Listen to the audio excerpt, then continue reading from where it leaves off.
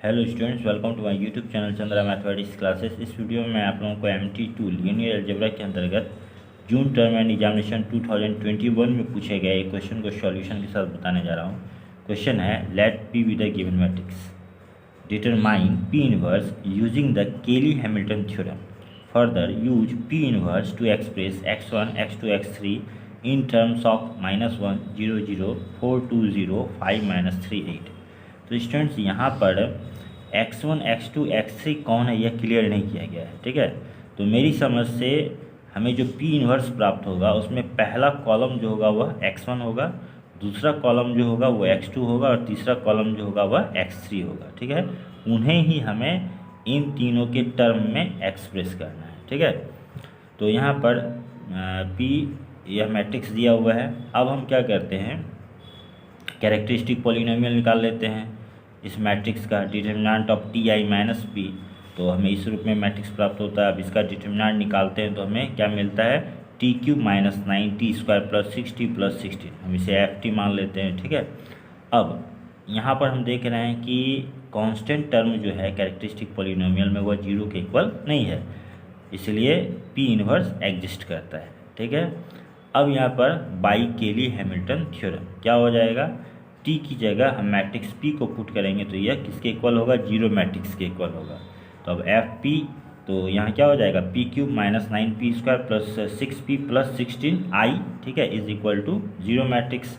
तो अब यहाँ पर P³ minus 9P square plus 6P is equal to minus 16I।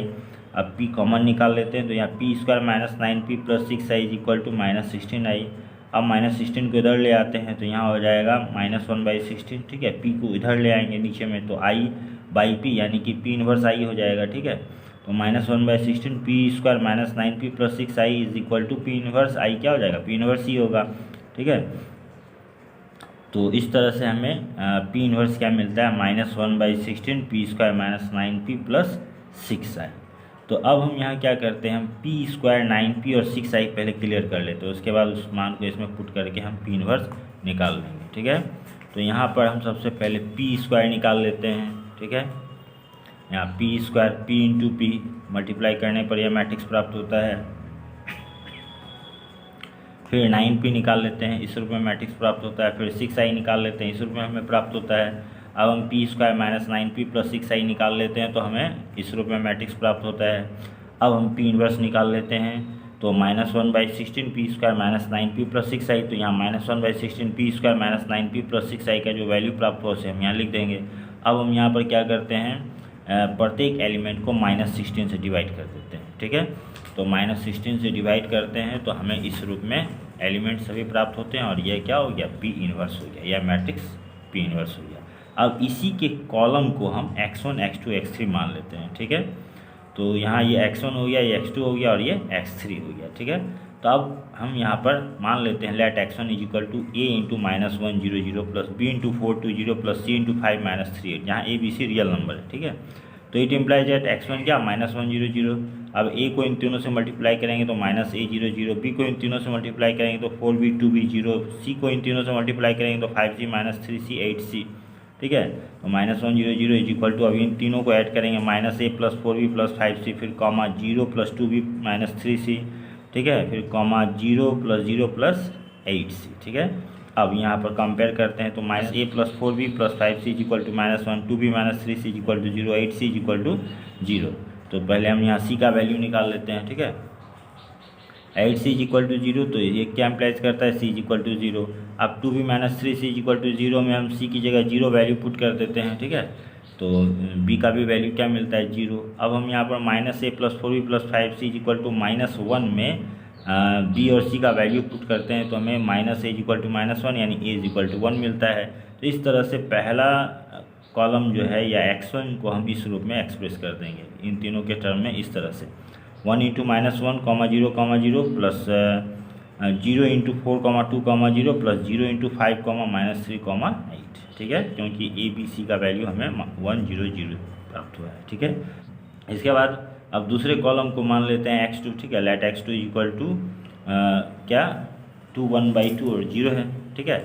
तो अब इसे हमें फिर इन तीनों के टर्म में शो करना है -1 0 0 4 2 0 5 -3, तो ऐसे कर लेंगे। Let x2 equal to a into -1 0 0 plus b into 4 2 0 plus c into 5 -3 8।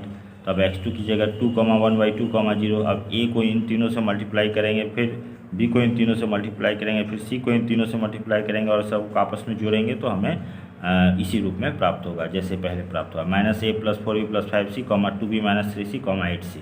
Compare करते हैं -a + 4b + 5c = 2, 2b - 3c = 1/2, 8c = 0। तो यहाँ पर भी c का वैल्यू पहले क्या प्राप्त हो जाएगा हमें 0।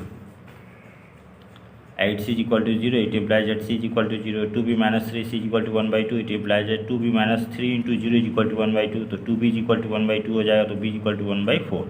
अब b और c का वैल्यू को इस इक्वेशन में पुट करेंगे। -a + 4b + 5c = 2, तो -a + 4 × b की जगह 1/4 प्लस 5 × c की जगह 0 = 2।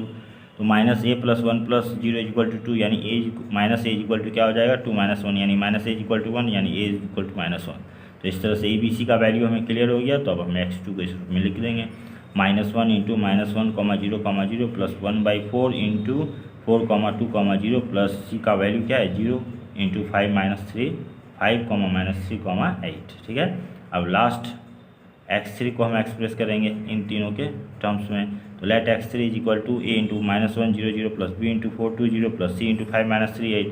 तो x3 क्या है 11/8 3/16 1/8 इज इक्वल टू, अब इन तीनों को ऐड करेंगे तो हमें इस रूप में प्राप्त होगा -a + 4b + 5c 2b - 3c 8c। अब कंपेयर करते हैं -a + 4b + 5c = 11/8, 2b - 3c = 3/16, 8c = 1/8। अब पहले c का वैल्यू निकाल लेते हैं, c = 1/64 हो जाएगा। ठीक है। अब दूसरे इक्वेशन में 2b - 3c = 3/16 में c का वैल्यू पुट करेंगे और से फिर सिंप्लीफाई करते हैं तो b का वैल्यू में क्या मिलता है 15/128। अब b और c का वैल्यू को इस इक्वेशन में पुट करते हैं। ठीक है। -a + 4b + 5c = 11/8 इसमें पुट करने पर इसके बाद इसे सिंप्लीफाई करते हैं तो a का वैल्यू -53/64 मिलता है। इस तरह से x3 को हम -1 0 0 4 2 0 और 5 - 3 8 के टर्म्स में दिखा देंगे। ठीक है। x3 = क्या हो जाएगा -53/64 -1 0 0 plus 15/128 4 2 0 plus 1/64 × 5 - 3 8। Okay students, thanks for watching.